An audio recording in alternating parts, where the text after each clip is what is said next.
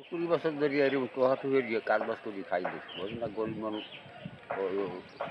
এরাম টেরাম কিছু পাই না পায় অনেকবার চেয়ারম্যান দিছি মেম্বার দিছি আর দেয় না তেরান তেরান টেরাম আপনাদের বাড়ি কোথায়? এই রাজুর নদী ফেরে এই কাজই করেন?